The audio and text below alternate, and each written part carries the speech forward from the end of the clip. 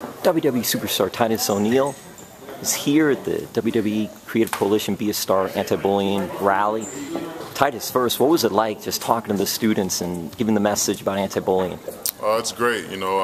This is one of the honors that I feel that's been bestowed upon me through the WWE, and an opportunity to have a voice to be a positive impact on those that have endured or have even performed different forms of bullying.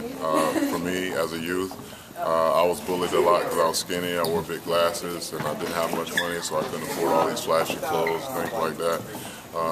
And it was tough for me on in a lot of ways, physically, emotionally, socially, and so I just try to take the things that made me feel less than and try to empower these kids to speak the words that can make other kids feel more than. As I told them, cyberbullying is one of the most horrible forms of bullying, simply because you really don't know who's behind the keyboard. Or, Facebook, Instagram, Twitter accounts, it seems like everybody has one of those accounts, so it's one of those things where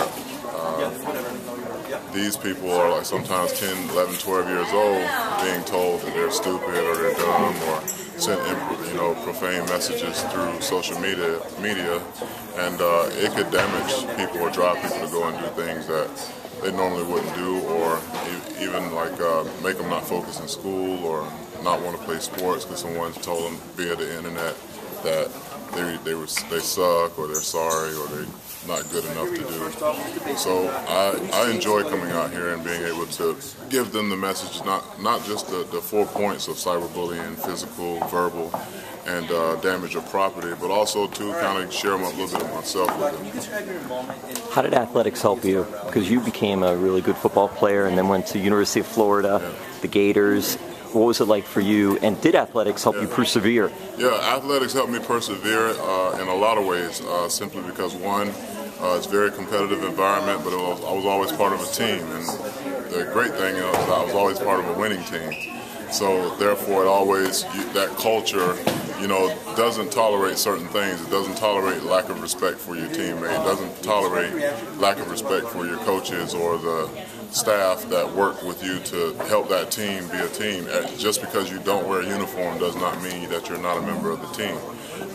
The trainers, the doctors, they all are there for a reason, to help make the team, which is whatever school or organization you're with, better and perform at the highest level, because ultimately if we win a championship, everybody wins a championship. The flip side of that also, too, it gave me a voice.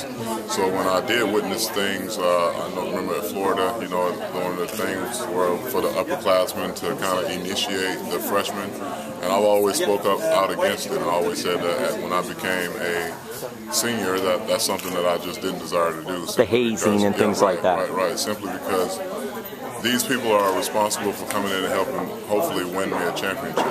And if I demoralize them as freshmen and make them feel less than as freshmen, some of these kids may have to contribute. And so I know when I came into Florida, it didn't take them long to figure out that I wasn't going to tolerate being bullied. And I think that set the stage for other people to kind of stand up for themselves. But there are some that won't. And even you see now in the NFL, even right here in Miami, the situation that happened with the Dolphins, very unfortunate.